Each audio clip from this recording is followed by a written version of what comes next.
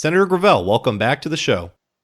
Thank you very much for having me, and I'm glad to be back. Yeah, thanks very much for being back on. I did want to speak about a few things today. I wanted to speak about your campaign and also your upcoming book.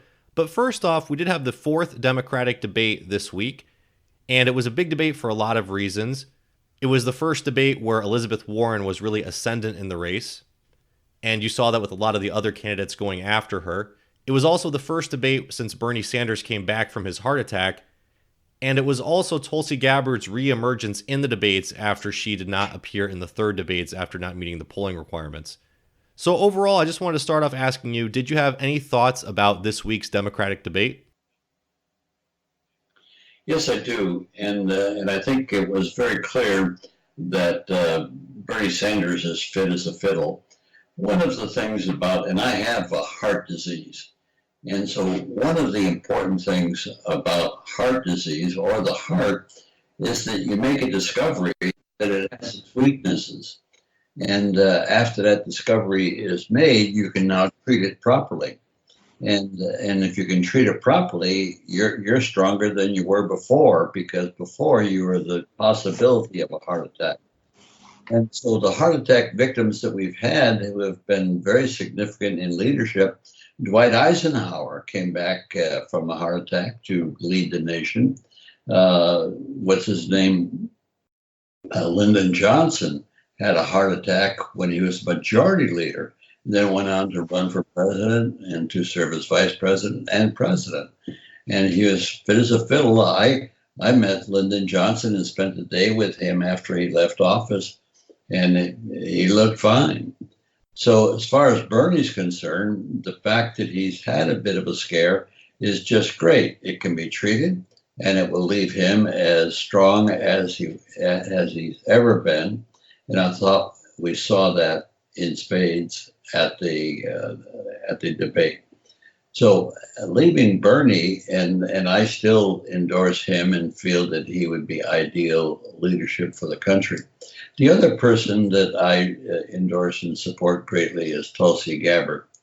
And she was denied presence on the last debate, not this most recent one. And the polling was really dishonest, because they only picked certain polls, and Tulsi had extensive support in a whole host of polls.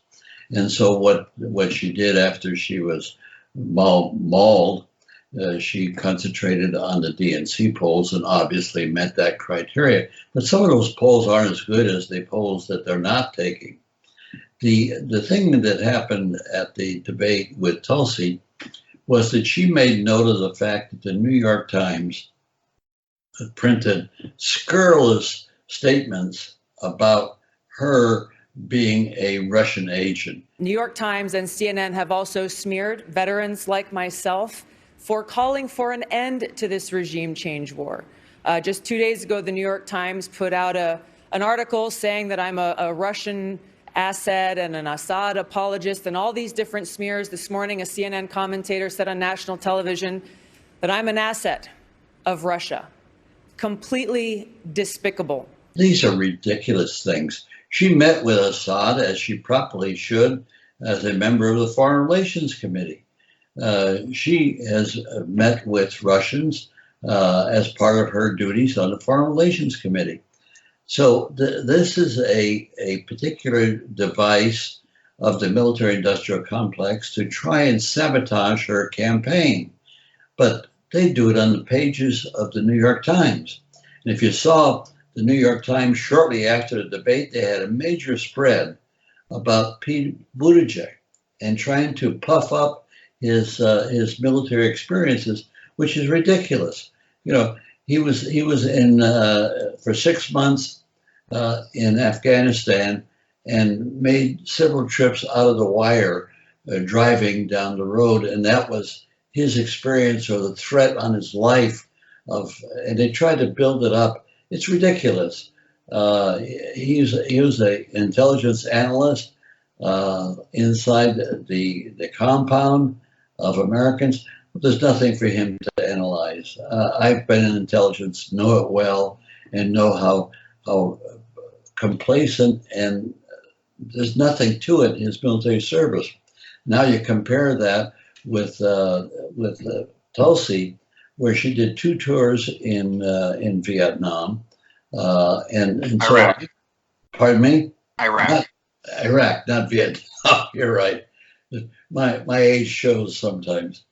So I think Tulsi would be ideal, but of course, what she is she's a major threat to the military-industrial complex, and Buttigieg is an empty shirt who is a puppet of the military-industrial complex.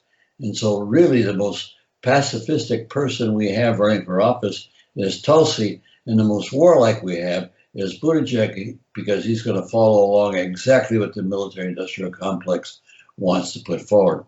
The other thing that we saw in the debates was that the Democrats are still in the bad habit of being prepared to accept any war around the country. And so making a case against Russia and against China. And if you want to really analyze who's at fault in world affairs right now, just look at the defense budgets or the military budgets. China is 15% of the US budget, and Russia is less than 10%. So when you look at this objectively, who's spending the most money on military affairs? It's obviously the United States. So who's at fault for arming the peoples of the country so that they can wage war against each other? The United States. So China and Russia are not a threat to world peace. Unfortunately and embarrassingly, we have to admit that it's the United States. I hope I've covered the debates for, everybody piling on to Warren, trying to make the case that she's not prepared to pay for the health care and the whole other programs. Look we found the billions and billions of dollars to bail out the banks. I'm sure we can find all the money necessary to provide universal health care, and to provide free education, and to provide rebuilding our infrastructure. All three of those areas were really not attended by the Republicans, and many of the Democrats, trying to play it cute and independent, are also talking about not meeting those challenges. So, go ahead. I did just want to talk for a minute about the whole Russia-Tulsi Gabbard thing, because actually just a short while before we started recording this interview, news broke about Hillary Clinton recently appearing on the Campaign HQ podcast and seemingly making an accusation about Tulsi Gabbard being connected to Russia. I don't know if maybe you've heard about this yet. No, I haven't. So apparently Hillary Clinton said that the Russians already have their eye on somebody who's currently in the Democratic primary and are grooming her to be the third party candidate, which is actually funny because last time Tulsi Gabbard was on my show, she specifically said that she would not run as a third party candidate. So I don't know where Hillary Clinton is getting this from. I'm not going to run as a third party candidate or as an independent. The reality is that our country has a two-party system right now, and frankly, it's not viable to think that a third-party candidate in this day and age will be able to be successful in that election. My energy is, I've always been a Democrat, and my energy is focused on being the Democratic nominee, being in that position where I can be the president and leading our party towards bringing about the kinds of reforms that it needs, rooting out the corruption within our own party, and making it so that the Democratic Party truly represents the interests of the people and our planet. But Hillary Clinton said, quote, "She's the favorite of the Russians. They have a bunch of sites and bots and other ways of supporting her so far. And that's assuming Jill Stein will give it up, which she might not because she's also a Russian asset." So apparently Hillary Clinton is actually going all the way, saying that Jill Stein is a Russian asset, which is just amazing to me. I don't know if you have a take on that. It's ludicrous. It's ludicrous. And of course, for Hillary Clinton, who's a flawed candidate, the reason why we have Trump today is because Hillary conspired with Obama and Wasserman Schultz to deny Bernie Sanders the legitimate nomination, when the polls showed that he could beat Trump. And so now you get the same approach, which is the warmongering wing of the Democratic Party, which is trying to dismiss Tulsi Gabbard because she has more credibility in talking about peace and talking about proper use of the military than any other candidate literally in American history. And so that now the gang up by the New York Times, the Democratic leadership, and now the Clinton wing of the Democratic Party trying to discredit Tulsi Gabbard. I don't think it'll wash, because as people experience watching Tulsi in her statements, they'll recognize that, I mean, calling a major member of the Congress, she's on armed services, she's on foreign relations, and calling her an asset of Russia is grossly ridiculous and really reflects upon those who make the charge. And so all I can say about, I'm not surprised about Hillary Clinton, because I've always had a really good fix on the type of person that she is, and her husband also. But here again, who does the military-industrial complex fear the most? It's Tulsi Gabbard. And that's the reason why they're piling up on her, trying to discredit her with the American people. I don't think it'll wash. What we need to do is to get more visibility of Tulsi so people could really see her as a real person and as a potential leader for the nation. Well, it raises the question, if Tulsi Gabbard does win the Democratic nomination, and next year it's Tulsi Gabbard, who these neoliberal Democrats are accusing of being a Russian asset, versus Donald Trump, who they're accusing of being a Russian asset, what are they going to do? Are they going to form a new third party, a centrist, neoliberal, neoconservative party? No, they're not. They're going to try to sabotage, but no. My wish is of course for Bernie to get the nomination, and for Bernie to select Tulsi as his vice president. Now that would be a team that could beat the warmongering elements of the Democratic Party and the warmongering elements of the Republican Party in the campaign. So now, if Tulsi were the nominee, fine, I would be delighted to support her. But I think from and I've endorsed both Tulsi and Bernie, and I'd be happy with Bernie Tulsi or Tulsi Bernie as a ticket. Period. The subject of Russia actually did come up during the debate, and somebody who I think was trying to push it to prop herself up because she's been low in the polls is Amy Klobuchar, and she brought it up a few times and talking about it in the context of Donald Trump colluding with Russia. And this comes after months or years of this Russiagate hysteria, which really fizzled out, especially with Robert Mueller's really embarrassing testimony where he couldn't remember parts of his own report and just seemed really confused the whole time. Which president appointed you to become the United States Attorney for Massachusetts? Which senator? Which president? Oh, which president? I think that was President Bush. According to my notes, it was President Ronald Reagan had the honor to do so. As somebody, who was in Congress during the first Cold War and saw the end of that and the, friendliness that we had between the U.S. and Russia from the 90s to the 2000s and now entering a second Cold War, what do you think is going to be the trajectory of this? Do you think that we're going to continue on with this sort of neo-McCarthyism for a while? Is it just going to last through the Trump era, or just what's your take on that?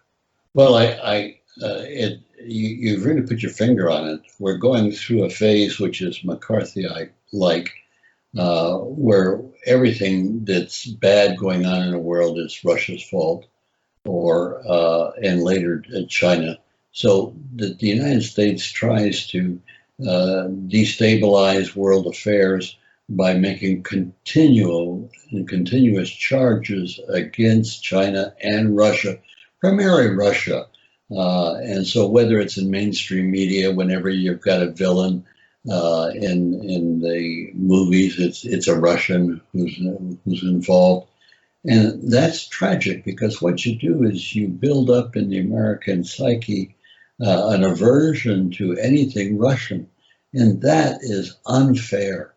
Russia is not a threat to its neighbors.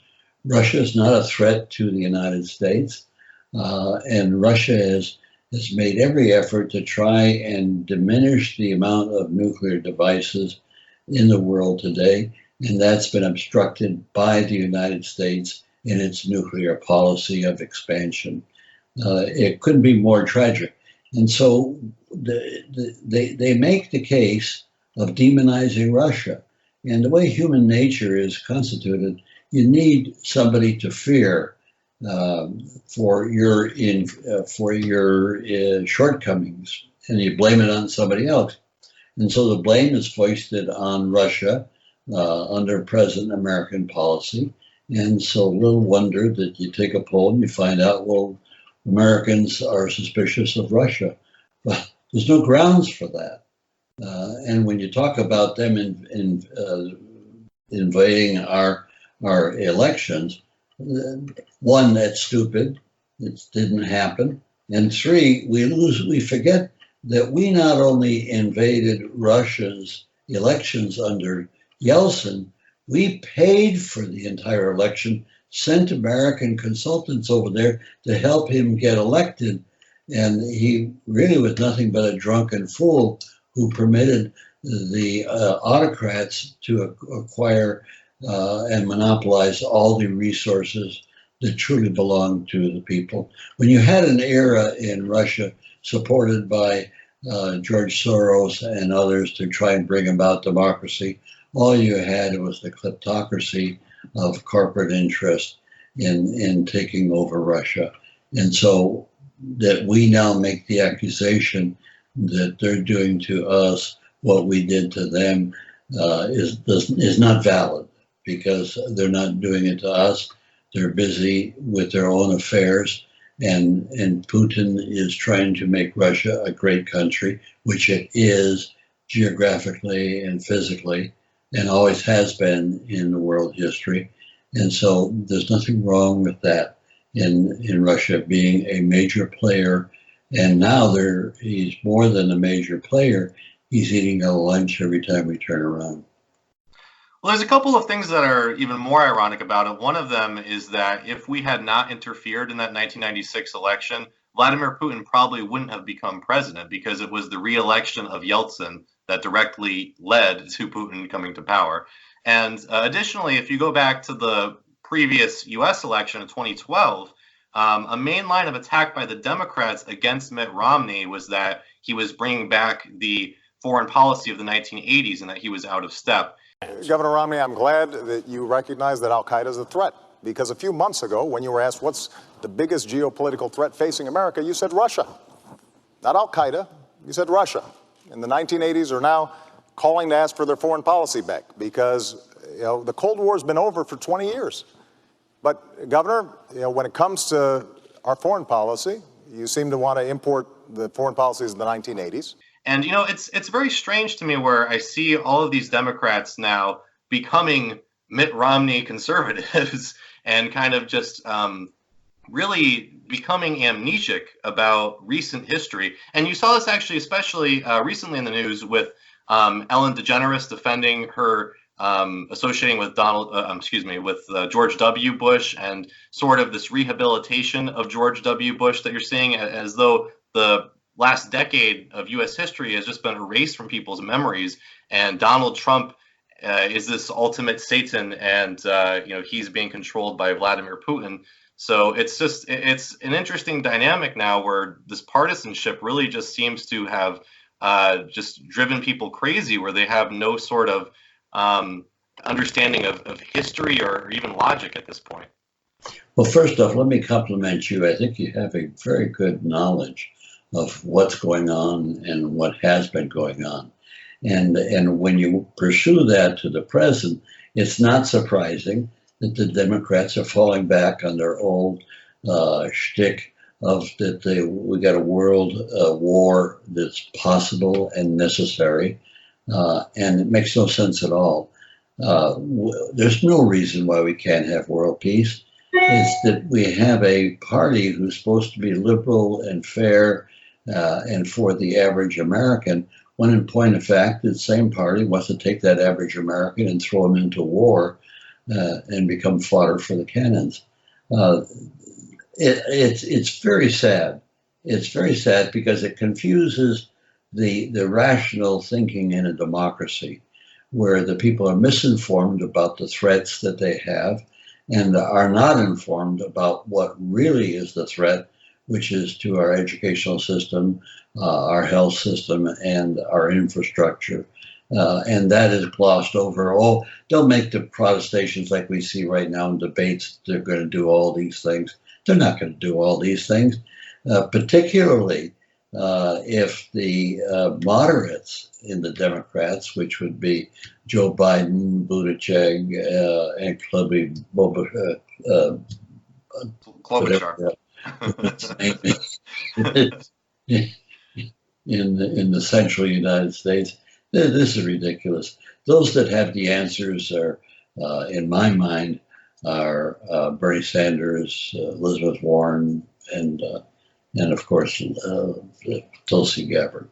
So what we have is as a result of this kind of confusion, which you take the Democrats, which are supposed to be liberal but are not liberal when push comes to shove, and then the Republicans, who are crazy as loons, but every so often they come up with an approach that makes sense. Trump's efforts to get out of the wars make sense. It's clouded by the fact that the Democrats want to impeach him, and part of the rhetoric they use against him is what he's doing in Iraq and what he tried to do a year ago in bringing back the troops from Afghanistan. This confuses the message that goes out to the American people, and little wonder that the electorate is totally confused. Well, the subject of impeachment was front and center in the debate. Is actually the first thing that they talked about. And from my perspective, it seems as though the Democrats are jumping on this probably for two reasons. One of them is to protect Joe Biden and, sort of immediately push back to any kind of possibility about investigating the Biden family. But secondly, I think it makes up for the fact that Russiagate was such a big failure and that it blew up in their faces and that there was really nothing left to do after Mueller's testimony. And they have seized on this and are now talking about impeaching him. I think it doesn't make a lot of sense. I think, honestly, even strategically, because it's going to motivate Trump's base. If nothing else, if for all the disillusioned Trump voters out there who are upset with him not fulfilling his campaign promises, they're going to support him if they think the Democrats are trying to launch this coup to remove him from office.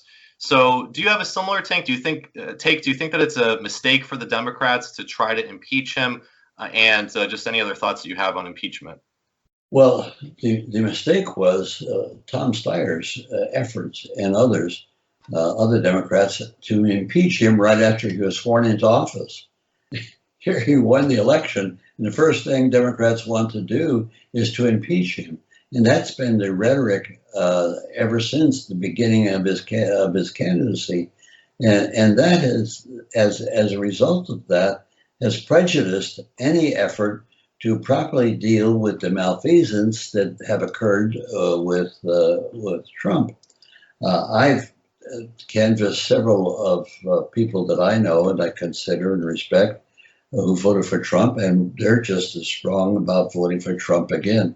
So that's why his base is so strong. It's because the Democrats have not handled the situation objectively and properly. And so you see this now with the effort to impeach and going after these issues of a telephone call and to do me a favor. Here, public officials, if do not do their job if they don't interface with those we think are enemies. because what you do is you manufacture the enemies, which of course is what the Democrats are trying to do with Russia and to some degree with China. And we don't need to manufacture enemies. There's enough problems in the world to deal with across the board. And it's sad when, in point of fact, we should be strengthening the United Nations, which was the lesson that we learned from World War II, that unless the world unites in a federated system, we'll not or ever arrive at world peace. And you don't see any effort by either party to talk in terms of strengthening the United Nations so that we or anybody else has to be the policeman of the world.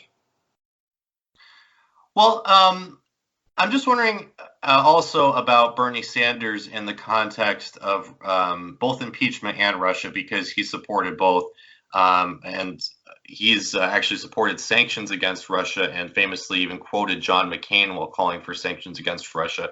I know that you said that Tulsi Gabbard is better than Bernie Sanders on foreign policy, yet you support both of them.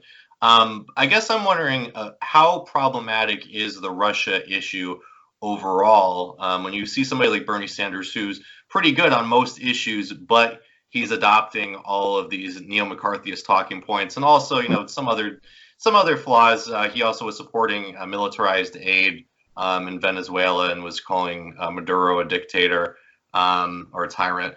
I'm just wondering overall, where do you draw the line for somebody that you have decided to endorse and others that you have decided not to endorse?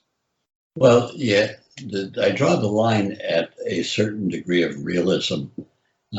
Having been a politician, I know how politicians make mistakes of judgment because it becomes the conventional wisdom. And then they feel that they're carrying enough water in opposition to conventional wisdom that they certainly have to cave in on margins on certain issues that they don't have a chance to really delve into. That's the reason I pair up Bernie with Tulsi, because Tulsi has had the opportunity to bear into these issues, being her position on armed services and being her position on foreign relations. And that is the weak point, which Bernie recognized that he had coming out of the 2016 elections. And so he's tried to correct that weak point, unfortunately, by going toward conventional wisdom, which I see and you see. But then you've got to be realistic. He has so much going for him on the domestic side that it would be he would have to wake up that he can't do what he wants to do domestically if we continue this whole military-industrial complex procedures or policy. And that's where Tulsi comes in. And so Tulsi, in her youth and experience, is not as strong on domestic affairs as she is on military and foreign affairs. And so it's natural. When you get into Congress, you have to specialize in certain areas. If you become a generalist, then essentially become a bright person like Buttigieg, who really doesn't understand anything in real depth and deals with the glossy statements. So that's what we face. It's a point of being realistic. Somebody's going to be president. I hope it's Bernie, flaws and all, or I hope it's Tulsi. But the team would be that if Bernie, who's obviously very much ahead of Tulsi as a possibility of becoming president, what's key is to make sure that Bernie selects Tulsi as his vice president, because then that would be a team that ready to go for by the American public. Because giving Tulsi that kind of visibility guarantees that someday she'll be president, whether it's in this cycle or the future cycles.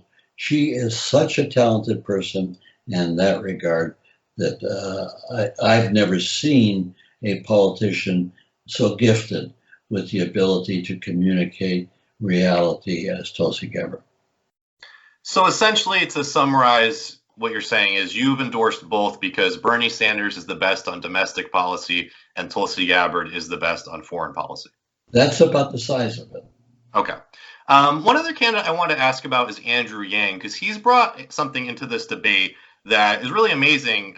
Just the fact that it's an issue that hasn't been part of at least recent American political discourse, and that's universal basic income, the idea that jobs are going to be automated very quickly in the future. And we're actually already seeing this even in our day-to-day lives. If you go to many stores, you only have the option of the self-checkout. In any case, I just thought it's interesting that he's bringing this one issue to the forefront and having people debate it and discuss it. This is also being contrasted with Bernie Sanders' idea for a guaranteed jobs program. So I just wanted your thoughts on Andrew Yang and the concept of universal basic income. Well, I think it sounds good, but it's totally flawed because you can't turn around and tax people and then turn around and give them the tax monies. It just doesn't make any sense. What we have to do is change the nature of capitalism so that the average American can do exactly like the wealthy do, and that is use other people's money in order to become owners of the tools of production. And the way you do that is you provide for loans. Let me give you an example. We know we need more windmills or to generate power. So what you could do is, let's say a windmill costs $5 million. You could go to a farmer who has a plot of ground in the corridor of wind on the continent and say, if you will bring in 4 other persons who have no net worth to speak of, and yourself, and you form a group and you borrow $5 million from the federal government, which would have a loan program, and so the wind generator that you'll have will produce enough money with the sale of electricity to the local utility that they'll be able to pay off the loan in 5 years. And once the loan is paid off, then you have 5 people that are millionaires, each millionaires. Now, how do they become millionaires? By simply borrowing the money and letting the profits of productivity pay for the cost of the capital. And so rather than taxing people and then giving them $1,000 a month, which is a scenario in my mind that would be bankrupt, what you need is and that's the reason why I support public banking. And thank God we have California that just passed that law. We need that to go around the country. And we can nationalize the Federal Reserve System, which of course has turned around and is bankrolled with billions and billions of dollars to banks. And so when the Republicans say, well, where are you going to get the money to do these things for education and healthcare? Well, we found the money to bail out the banks. Why can't we use that same process, which is using public banking to lend money to citizens to acquire the tools of productivity? And so when we have a fear of everybody being put out of jobs because of automation, what we need to do is to have a program where the automated tools that are coming forward need to be owned by private citizens, not large corporate interests. And you could do that with simple devices like taking any company that's sold in the public marketplace can only expand its economic interest by equity rather than by loans and bonds. And that means that the equity now is available through loans by the federal government to the average American. Here, if you have a truck driver that's going to be put out of work by an automated truck, what you need to do is to have a program for that truck driver to own the automated truck so he can live off of the income of the productive capacity of that automated truck. That's the plan. And I hope that I have a chance to meet with Yang, because I think he's a very decent person. And I'd like to explain to him that the answer is not through false taxation, which feeds which will go hit on the average American, the answer is to provide a system of capitalism that permits average Americans to own the tools of production. Let me just state in technical terms, the terminology is that the profits of capital must pay for the cost of capital. If these profits do not pay for the cost of capital, there is no capital. And so if that's the case, then what you have to do is to have a device, which is via our system of government, to provide for the capability of people to borrow money. This is no different than what we were trying to do with small business earlier in our generation. Well, another economics question I'd like to ask you actually is Bernie Sanders recently released a plan that would move towards sort of a worker co-op system where workers would have a seat at the table for different corporations that they work at. I'm just wondering overall your thoughts on this, because I know that you are really a proponent of direct democracy. And, you know, I've had economist Richard Wolff on this show a couple of times, and he is a real proponent of workplace democracy, making corporations into making them democratic, where the workers actually get to vote on things and it's not hierarchical. Do you think that this is something that we should be experimenting with or trying to move towards, or do you have any sort of objections to that? No, I don't have any objections to that. I think that we've seen this in Germany, and it has reasonable success. One of the ways you thwart unions is by doing just that, is by taking a minority group and putting them on a board of directors. And keep in mind, they're a minority group. And so, unfortunately, it's a way of co-opting the labor force, thinking that they will control the corporation. No, the corporation is controlled by the dynamics of what I was just pointing out, and that is that productivity has to pay for the cost of the element that's producing the productivity. So the profits of capital must pay for the cost of capital. Now you can have various devices to try and democratize this.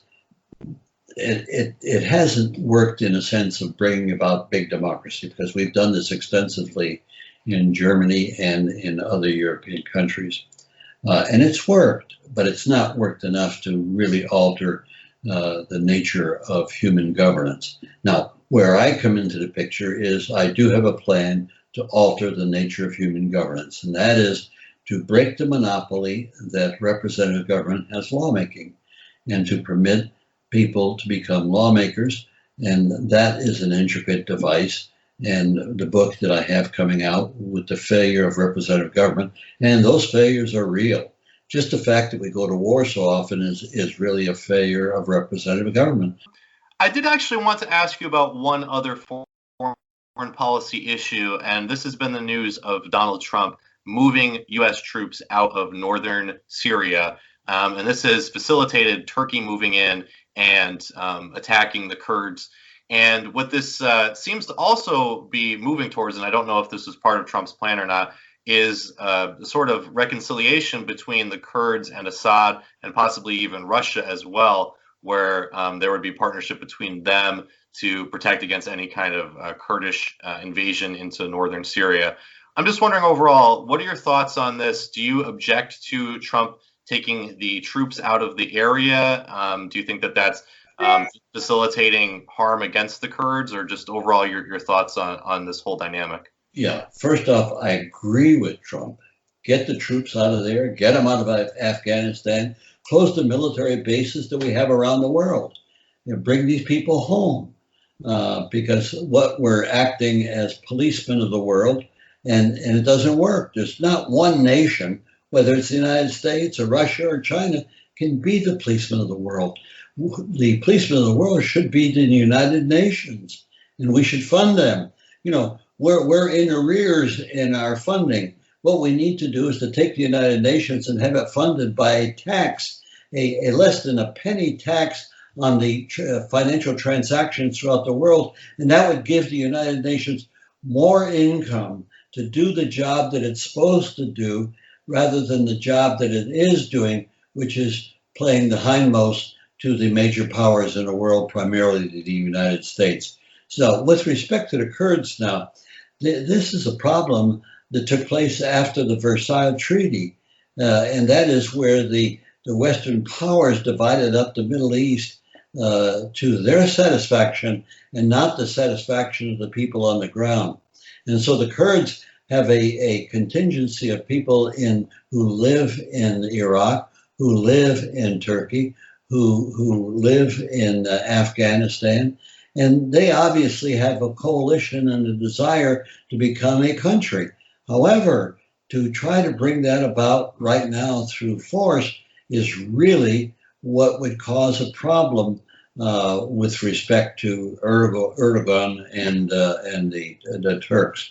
And so the best way to solve that problem with our crippled nature right now is to turn around and get Americans out of the picture. We're so far away from the threat of that problem, and that threat of that problem exists in Syria, Iraq, Iran, Russia, and Turkey. And so let them work it out, but try to encourage them to do it through negotiations and diplomacy rather than violence. And here again, if we strengthen the United Nations could get in the middle of that to try to bring that solution about peacefully. But under the present situations, the way we run it, there's not a chance. Particularly if the Democrats maintain. Isn't it interesting that whenever the Democrats want to criticize Obama, there's a lot of opportunities to do that. But whenever they include the criticism when he tries to bring the troops home, and of course he can't get the military to buy into that because he's sabotaged by the military-industrial complex. So his thoughts are good, but his strategy leaves to be desired. And of course that strategy, from a negative point of view, is compounded by what the Democratic positions that are taken on the subject. It seems like a lot of folks out there, progressives and people on the left, have been very concerned about the Kurds. And even if they may be against U.S. intervention, they think that abandoning the Kurds in particular is a major sin. I'm just wondering for what your response might be to those folks who say that, we're abandoning the Kurds and that we really should be there protecting them. First off, I think that's a canard. Because the Kurds, being intelligent, were fighting for their particular interest and their position. And so that they defeated ISIS was really on their primary agenda, since they were living right there within the ISIS powers, the caliphate.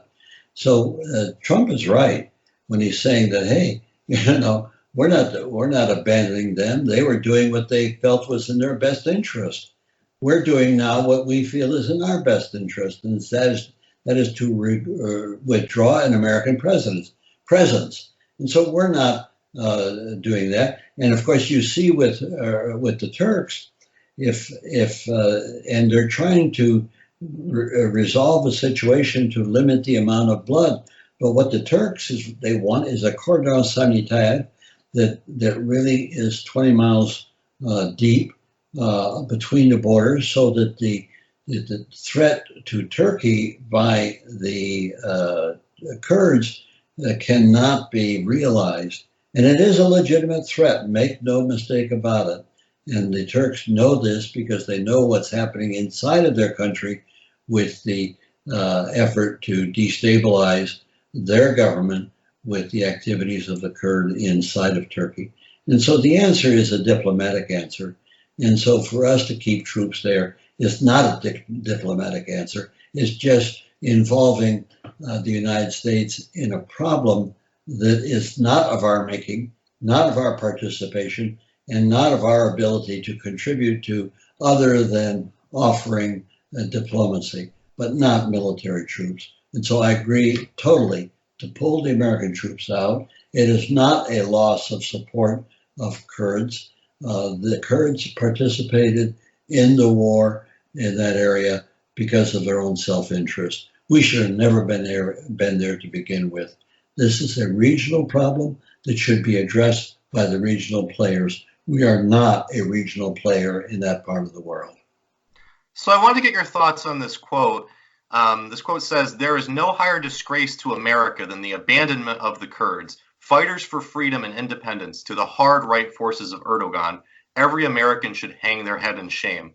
What are your thoughts on that? Well, I don't think we should hang our head in shame. I think we should hold our head high and bring home the American troops who have no business being there, period. Do you know who said that quote? Pardon me? Do you know who said that quote? No, who? That was your Twitter account. My Twitter account. Okay, well, that just goes to prove that that sometimes the kids that ran my campaign don't always have the same views that I have or haven't listened to me. And so it's unfortunate that it's a quote that appears to come from me, but it doesn't come from me in this regard. And the fact that these teenage kids have views that are not vetted by years of experience is self-evident. And so I don't have to be angry at them. They have an expression of their views. Whenever we get together, we go over with this, and I think they bring about a certain enlightenment on my part. What they have done that I really buy into is they support the concept of direct democracy. They support creating and operating a legislature of the people. That's what floats my boat, and I don't particularly want to take them to task for views that they have that are at variance from my views. It's unfortunate that the only way they have to do that is to use my Twitter account, which may add to the confusion, but so be it. There's confusion right now in the entire political leadership of the American government. And so to equate the confusion of my teen supporters with the confusion that exists between the Congress and the presidency is quite a stretch in defining what should be done properly. But the key thing is that on what is the most important issue, and that is to empower the people to make laws. Right now, we have a situation where the Congress has a monopoly on lawmaking, not the people. All the people can do is give their power to the Congress, and that's the flaw of the Constitution of the United States. And so you have a simple choice. We are ruled by a 1% minority in the world, and what I'm offering is the rule of the majority under procedures that are guaranteed that the lawmaking of the people will be in a deliberative fashion. Fair enough. I pointed this out actually online because I'm somewhat familiar with you and your positions, and it was actually a similar situation when I first heard that you were endorsing Bernie Sanders because you had been on the show, and I know that you had been supportive of Tulsi Gabbard. So then, with speaking with you personally, I found out that you were also endorsing Tulsi Gabbard, which was not online anywhere. So it seems excuse me. That's because my teen managers were really swayed by the hit that was done on Tulsi by a group of progressives, and that's the fault that I have in politics, where when you're looking for a totally pure candidate, doesn't exist. Sure. And so when you make your criteria of endorsement based upon that a candidate must be perfect, you're not on this planet. And so what has really stood me in good stead is having been a member of the political elites, is to understand the shortcomings that we all have as political elites. Now it's a question of providing a maturation process so that we can correct that problem. And so the maturation process we have is elections, which are very imperfect. I mean, if you think you're going to solve the problems of the world by people being able to vote, you see the example of that in Brexit. So they say, well, that's the people that made that decision. Hell no, that was the leadership that put before the people a yes or no answer to a complex problem, which really needed to inform the people as to the consequences of their decision. And that's the reason why in the legislature of the people that I'm proposing, the enactment of a constitutional amendment coupled by a law setting up the legislative procedures that are basically mimicking what is done in every legislative body. It has to have an agency that does the housework of the legislative body. And that's what I have involved in the Legislative Procedures Act, where we have the Citizens Trust, which is set up in the constitutional amendment, which then provides for the implementation of all of the procedures to make the lawmaking process deliberative by the people. And that, of course, is what's not addressed in a lot of these proposals that talk about trying to involve the people. It's a lot more complex than that, and it must be dealt with. Now, I've come at this after 25, 30 years of working on the problem. It didn't jump on the table. I had to mature through the process, first accepting that the answer is the people. There's only two venues. One is the government that doesn't want to do the job or correcting or change, and the people don't have the procedures under the Constitution to be able to become lawmakers like their representatives who have a monopoly on it. I would like to discuss your book a little bit, but I did just want to just talk about Twitter for just a second, because I don't know if you use Twitter often, but it has become a really it's become a really important and influential tool in politics, and we see this with Donald Trump. And I honestly think that the teens did a great job managing your account. You have 130,000 followers on Twitter, so thousands and thousands of people see the things that they tweet. I actually ended up, because I had pointed out some of the variances between your positions and with the Twitter account's positions, I ended up getting blocked by your Twitter account, so I can't interact with it anymore or see what's happening on there, which I think is unfortunate. Well, wait a second. How can we get you unblocked? I didn't realize that. I've been. I think this is twice or maybe more that I've been on your show, and I'm very impressed with your perspicuity and knowledge, in depth of these issues. And so I'm horrified that you're blocked from participating with my teens and critiquing my teens as to what they should be doing. Now, the reason why it's not happening from my side, I never Twittered. I tried it in the 2008 election when we first set up my Twitter account, and I lost interest after several days. It's just that that's not my mode of communication. I know it's very popular, but it's not my mode of communication. My mode is, of course, this book that's coming out, which the teens buy into. Now, how deeply they buy into is questionable because of their age and their level of experience. But they are of goodwill to try to make they're the ones that came up with this idea of a Mike Gravel Institute. I was opposed to it till we met at my house when they flew here, and we spent the day discussing it. And they persuaded me that it was a doable undertaking and that they could manage it and that we would work together on it. And the heart of the Institute would be the promulgation and the propagation of the book that deals directly with creating and operating a legislature of the people.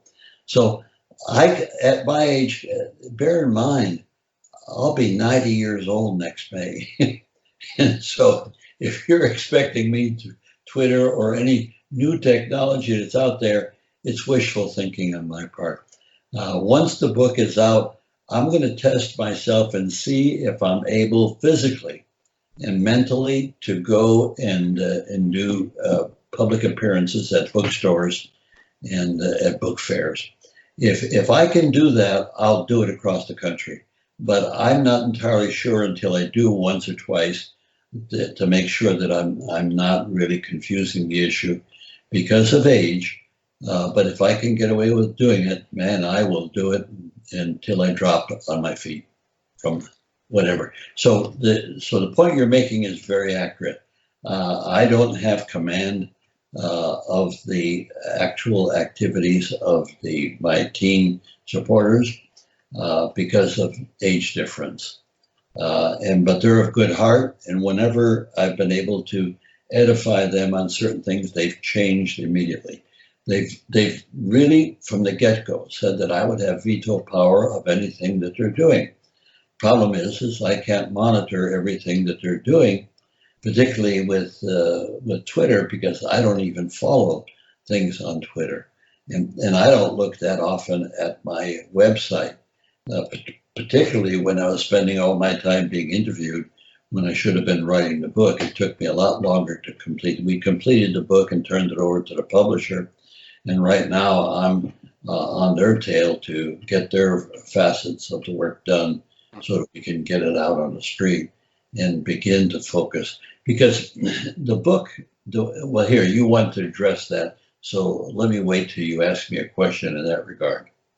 Okay, yeah, I did just want to clear up everything regarding this. So I think another confusing thing for a lot of folks is that because your campaign is effectively over, where you're not seeking the Democratic nomination anymore, why they would still be running your account. So is there any sort of timeline for how long they're going to be running the Mike Gravel account? Are they going to be running it forever? And also with the Gravel Institute, is that really under their control, or do you have any sort of veto power over that? Just both the Mike Gravel Twitter account and the Gravel Institute, just how that relates to your oversight. Well, first off, the Twitter account will be transferred to the Institute, and they will be running the Institute as they were running the campaign. But there'll be other people in the Institute, people of more political experience, and so it will be a combination.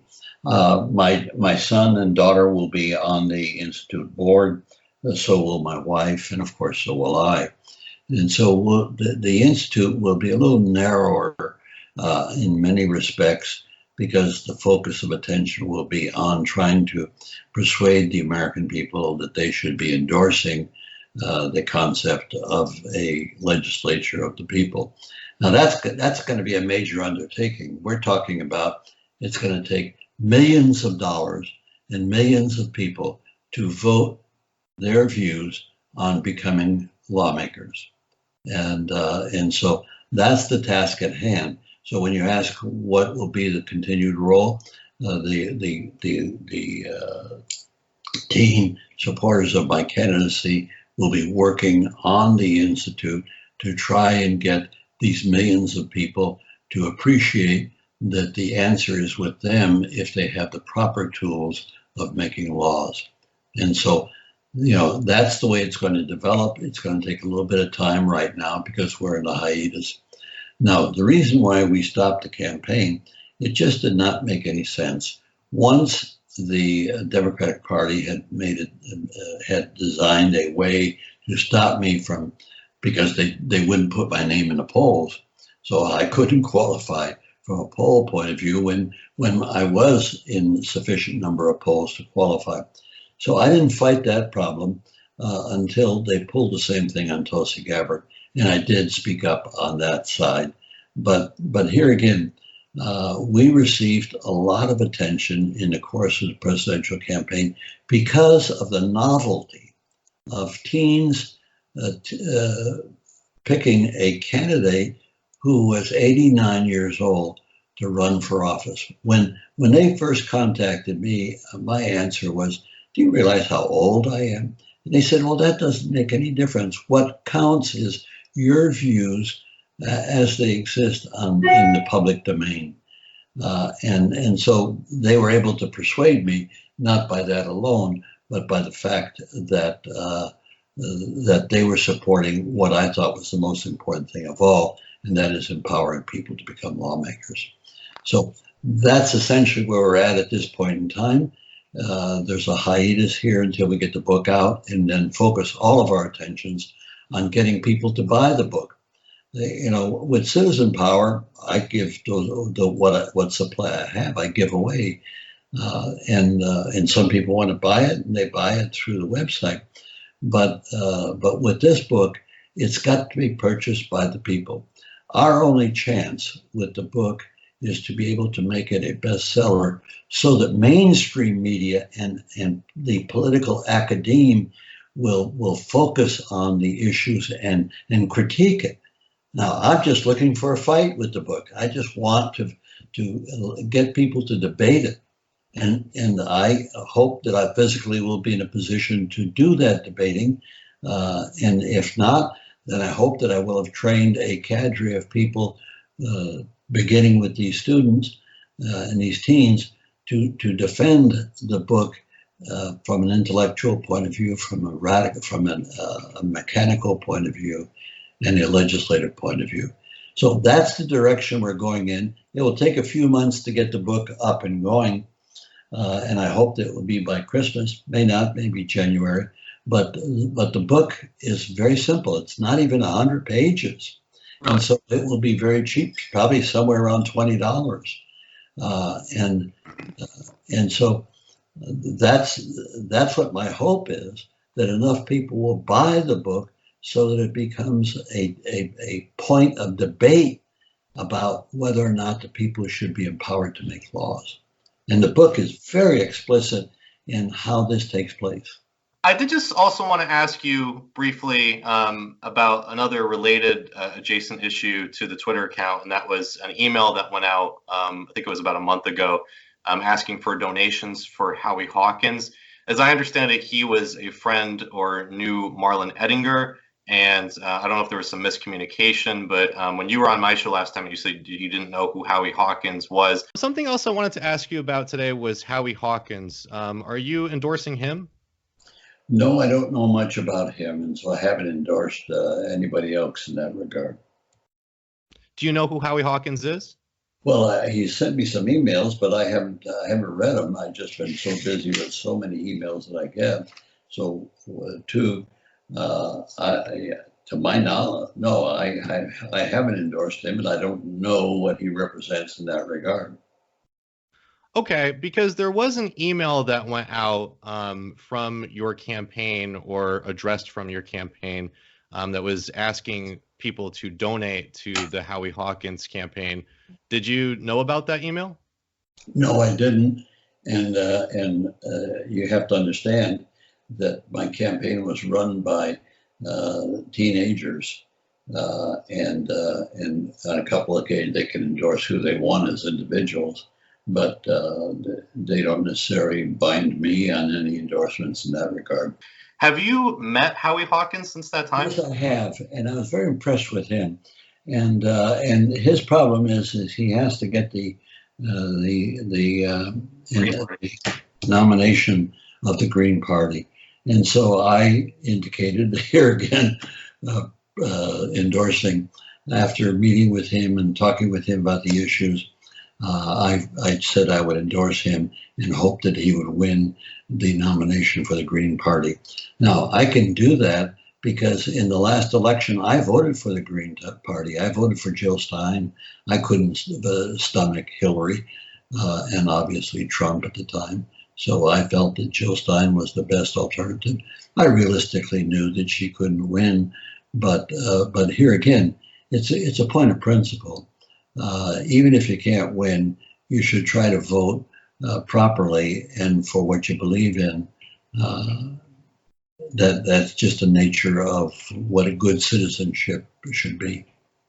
Okay, but I guess I'm a little confused. Why would you endorse him if he hasn't won the nomination yet? Like, have you looked at the other candidates who are running for the Green Party nomination? No, well, because I'm first off, I'm not familiar with the other candidates, but I am familiar with Howie, and so I was persuaded that he should get the nomination. So if my endorsement helps him get the nomination, then that's exactly what I intend to do. Now, I have a right to do that because I voted for Jill Stein in the last election, and so I'm voting for Howie to get the nomination. And depending upon who's who's the nominee for the Democratic Party, I may have to vote green again.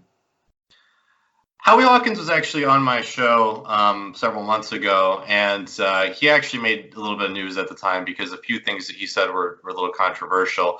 One of them was regarding Russiagate. He seemed to adopt the mainstream Russiagate talking point. So it's really surprised me, actually, coming from a Green Party candidate, because you would think after what happened to Jill Stein and how she was smeared, that a Green Party candidate wouldn't necessarily say that, there's direct evidence that Donald Trump colluded with the Russians. And he was also saying that he advised Jill Stein not to go to Russia because he knew it was going to be used as propaganda. I just would be interested overall, what are your thoughts on the way that Jill Stein has been treated by the corporate media following the 2016 election? Well, I was part of an advisory group to Jill, and I advised her not to go to that RT thing. Why? And in fact, well, I thought it was a setup. RT is, Russian propaganda. There's a lot of good programming on it, and they don't really interfere with that. Chris Hedges, Larry King, I don't know if Larry's still on there, Tom Hartman. But there's also, when the news comes from central headquarters, they get all kinds of crazy conspiracy people on there. All LaRouche people, the Lyndon LaRouche, right. Conspiracy people and others. So, the media is, they're following this Russiagate thing, which I think is serious. I think Trump ought to be impeached. I think it's obvious he saw collusion. He did collude, him and his son and his son-in-law. And, it's all over that first volume of the Mueller report. It's all over there. I mean, when people say, oh, it showed no collusion. No, it didn't. It says, Mueller says right away, I didn't talk about collusion. I talked about narrow legal definition of conspiracy. Plus, I can't indict the president, according to this OLC letter in the Justice Department. He just laid out the evidence for prosecutors, which has to be Congress. And so I think that's all serious. But, MSNBC, CNN, Fox, from their different points of view, they're totally obsessed with that. And that's all about getting eyes on their screen to sell their advertising. He also had some words about Julian Assange that were somewhat critical about him giving advice to the Trump administration. So again, I don't know, might it be worth looking at the other Green Party candidates to see if there's a better Green Party candidate out there for the nomination, or did his meeting with you just impress you so much that you want to back him regardless? Well, no, not regardless. And here again, I did not hear when I was discussing him, he was making these statements that you just recited.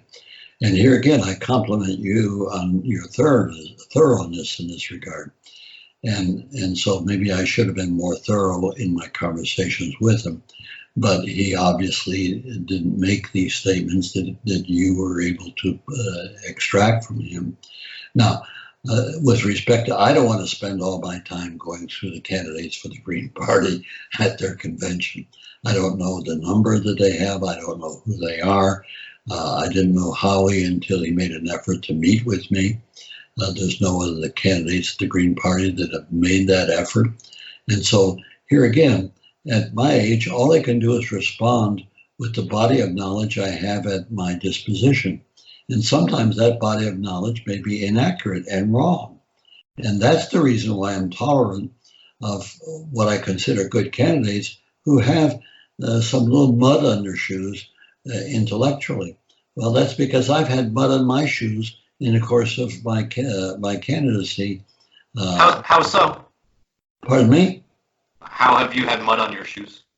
Well, very simply, in raising money for my campaign from corporate interest didn't necessarily mean I was bound by those corporate interests, but I did raise money across the board. Like when I ran for re-election and lost in 1980, I took the $1 million that I raised and used half of it to educate the people of Alaska about a general stock ownership corporation where they could buy a sixth of the Alaska pipeline. So here, I raised the money because I was a senator from an oil state, and that was understandable. But as a person right now, the dynamics have changed since 30, 40 years ago. And so at this point in time, my efforts would be to do more wind power. And back then, I voted for subsidies for wind and solar power before it was even on the map to speak of. But we passed legislation to provide some subsidies in that regard. And yet I recognize that Shell Oil Company is doing some wind farms and so you can turn around and say that they're owned by the military industrial complex, and they are to a good degree, but also they're doing some great things in trying to expand away from carbon-based energy to renewable energy. So the world is complicated, and all you can do as one individual is deal with these complications as they come within your field of vision. That makes sense. I have been paying attention to the Green Party nomination process. And, I think it's funny that there aren't other maybe more well-known candidates running. Jill Stein, obviously, I think we can understand after the slander that she took after 2016, where she wouldn't want to endure it again. I actually asked you last time you were on the show about Jesse Ventura, and he had commented to me that he was thinking about running or might run. So will you ever run for president? Will you seek the Green Party nomination? I don't know. You'll find out in the spring. Okay. Why would I do it now? Wait till the Pikers are gone. Okay. Well, Governor, it's all about tactics, man. It's tactics. That's how you win. It ain't time now. It's too early. I sincerely hope that you do run for president this year, and I think it would be awesome if you did. Well, let me just leave you with this. What do you think about a ticket? Imagine this ticket.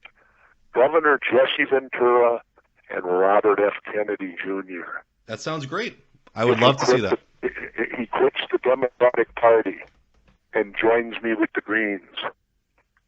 Let's make it happen. Again, Jill Stein isn't running this year, so the Green Party is having a contentious. Don't hold your breath, but it's far too early. You got to at least get in the year of the election before you worry about that stuff. With respect to Jesse, I respect him. I think he's a very interesting person and has taken some very interesting positions. So I would not. I think that if he were to jump into the Green race, he would have an edge, because he is nationally known as a political figure and a progressive figure. And I've recognized that he, like others, have called for a new commission to look into, not a political commission, I might say, to look into the 9/11, because that's when all of this perpetual war locked in. And that was because the neocons. And so who are the beneficiaries of 9/11? It obviously was the neocons in the military-industrial complex.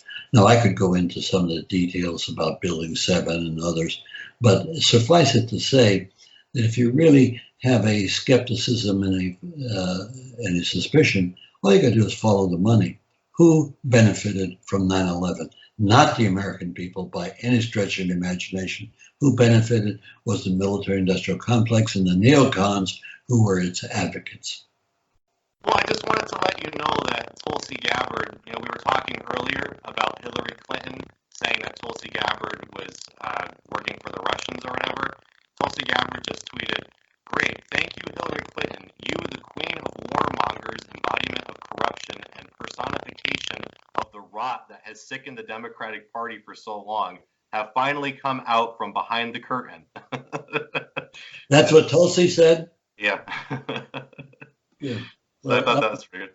I'm going to call her campaign manager shortly, and I'd like them to give me a comparison between Buttigieg's military career, 6 months, and Tulsi's military career, and so we can make a comparison where who should carry the military laurels for the people and not for the military-industrial complex. Repeat again what Tulsi just said. It's actually a somewhat long. It's longer than I said. So let me read the whole thing. She says, "Great, thank you, Hillary Clinton. You, the queen of warmongers, embodiment of corruption, and personification of the rot that has sickened the Democratic Party for so long have finally come out from behind the curtain. From the day I announced my candidacy, there has been a concerted campaign to destroy my reputation. We wondered who was behind it and why. Now we know it was always you, through your proxies and powerful allies in the corporate media and the war machine, afraid of the threat I pose. It's now clear that this primary has been between you and me. Don't cowardly hide behind your proxies. Join the race directly. Wow, I cannot believe she tweeted that. That is an amazing quote. Well, well, Tussie's a fighter. I'll tell you, she takes no prisoners, and that's to her credit. That's to her credit, because most politicians are cowards. They're definitely cowards. That's why they take these positions that don't mean anything, because they're cowards. They don't want to take a position. And that's one of the unfortunate natures of politicians. Well, yeah, that's just amazing. Anyway, I know we don't have much time left. I just want to briefly talk about your book. You know, you've brought it up a few times.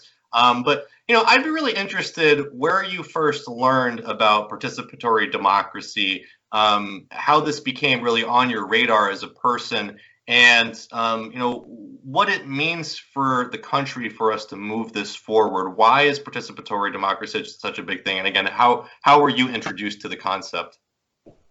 Well, first off, the last part first. It's so significant because we will never be able to effect effective change until we bring the people into the lawmaking process. Having said that, we can go through election after election after election, and you'll never really solve the problem. And I'm not talking about recent. I'm talking about going all the way back to the revolutionary period, and the period where the Constitutional Convention, the convention in Philadelphia, wrote the nature of our governance, which is flawed. The Constitution had 5 major elements to protect slavery. Only one of the elements has been removed from the Constitution. The other 4 are still there to create havoc today with our efforts at human governance. Now, with respect to when I was in the Senate, I grappled with the problem, but I didn't fully understand, because I fell prey to what all politicians are. You know, vote for me and I empower you. Well, that's, to put not too fine a point on it, that's bullshit. Because what you say, vote for me, I have the power, and many times I may not respect. And you see a lot of this where the elected official does not respect his constituency for the simple reason that he voted for them, that the constituency voted for them, put him in power. And so now, when I grappled with that, I didn't fully understand it. And after I left the Congress, I lost the seat because I made no real legitimate effort to maintain it. I was more interested in bringing about capital ownership by the people, which is what the Alaska General Stock Ownership Corporation was all about. And then after I got out, I was disgusted, and for 10 years never made another speech. Watched very thoroughly what was going on, since I knew all the players. And 10 years out, it came to me as a flash, somewhat like Paul falling off his horse on the way to Damascus. It came to me as a flash that the answer is the people. The answer is the people. It's not the government, it's the people. But that's very simple. And so I had to translate that into a process of intelligent action. And that's what I did for the next 25 years, 30 years, was to try to codify and vet it as we went forward. And so I've made speeches before law schools ad nauseum, putting forth the concepts and to have them critiqued and vetted. And so after 25, 30 years, I was able to define it and had others helping me to define it in law. And so now we have it in a position where I've even made changes in the last 2 years, which are significant. And maybe before it's enacted into law, there'll be some suggestions to make some further changes before it's enacted into law. I can expect that. I'm no genius. I just happen to have landed on this point in human governance, which I think is so strong and so important. It really will affect the nature of human governance in the world. We enact this lawmaking capability in the United States, it will go around the world like wildfire. And because people will want to participate in their own self-governance.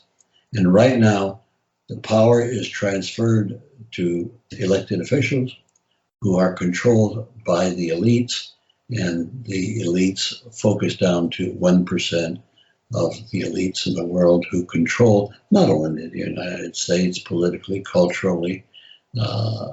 It's the world that's controlled by this 1%, a minority. And so the choice is very simple. You can either be controlled by a minority, or you can make a change and be controlled by the majority. We see what the mess the minority has done. I don't think the majority can do any worse. And it could do, with proper procedures, it can do a hell of a lot better. And in my book, I have several, like I said, the book is not all that long. You can read it in one setting. But what's brought forward is a chapter on the failure. Now that's not hard to write, and so it's just a chapter. It could be volumes, but it'll turn people off. After that, we have an analysis chapter on the Constitution and its shortcomings. And then there's another chapter that shows how we can bring about the enactment with a national election conducted by people without the government being involved, that would then vote to enact the legislation, which would be a constitutional amendment and a Legislative Procedures Act. And the next chapter is the annotated text of the constitutional amendment and, of course, the Legislative Procedures Act. And then after that is a chapter pointing out the issues that people could address right now that would be significant in improving the quality of life of all people in the United States and hopefully worldwide. And then the last chapter is to sort of define what will happen in the 21st century if we don't have the people brought into the process. And that is a very serious situation, because we stand to annihilate the planet either through nuclear accident or war, or the environmental degradation that's taking place on the planet. So that's the book in its entirety, and it's about 6-7 chapters. And if people will sit down and read it, they can maybe buy into the concept that the people are the solution, not their leaders. We're not trying to alter representative government. We are creating a new entity, which is a legislature of the people, which, when it's created, becomes a senior partner with the representative government. Now, what will happen is representative government will become a lot more efficient in the day-to-day operation of government, because the people will be there to set policy and to correct the shortcomings of representative government in a very direct way.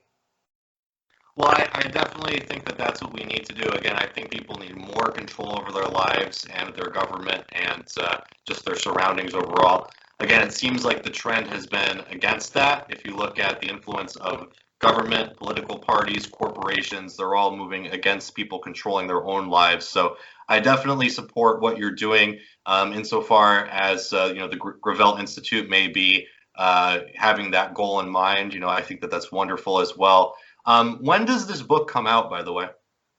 Well, it's at the publisher, Author House, and as soon as I'm done, I'm going to make another call to them to try to jack them up and goose them along. I hope that the book will be completed from their point. It's complete from my point of view.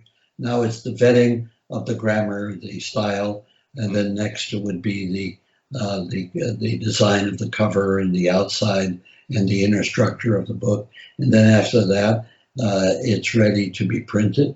And then I've already signed a contract for the distribution and the promotion of the book. And then here again with our institute and the kids, and when you point out that we have 120,000 supporters, if that many people bought the book right at the outset, we'd have a chance of getting on the bestsellers list. And now that's when the rubber hits the road, where people will attack us because what this plan does, it threatens the power of the elites. It threatens the power of those who control society. And you got to understand they're going to make some kind of an effort.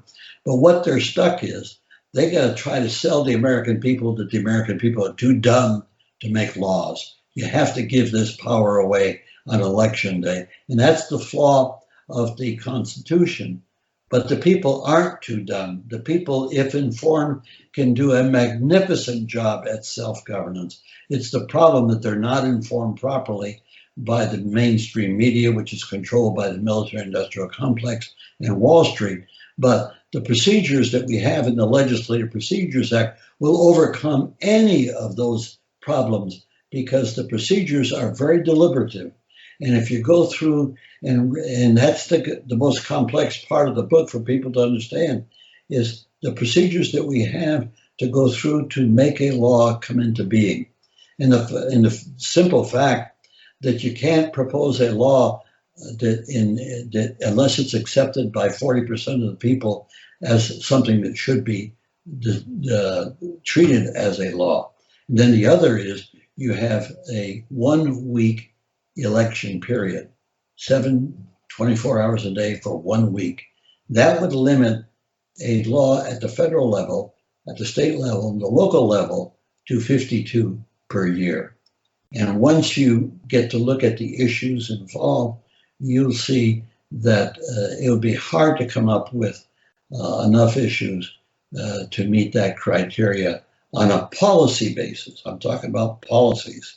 The people can define policy, they can request procedures and set them in position in law, but the procedures must be implemented by the executive of the country.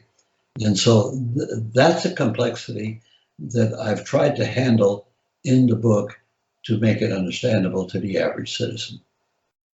Well, Senator Gravel, I really do appreciate you being back on the show and going for an hour and a half. I sincerely appreciate your time. And I'm really looking forward to your book. I hope that, I can be one of the first people to pick it up. Let me point out to me, I'm looking forward to your analysis because I'm impressed with the way you think and analyze. And I want you to get your hands on that book as soon as possible. Definitely. And analyze it and critique it as best you can. Awesome. Well, thank you. I appreciate that. Yeah, I definitely want to get my hands on it. Again, too, I'd love to maybe come out and visit you someday and maybe have a meeting in person. Here, once you get the book, let's make a point that you come out and where do you live? Connecticut.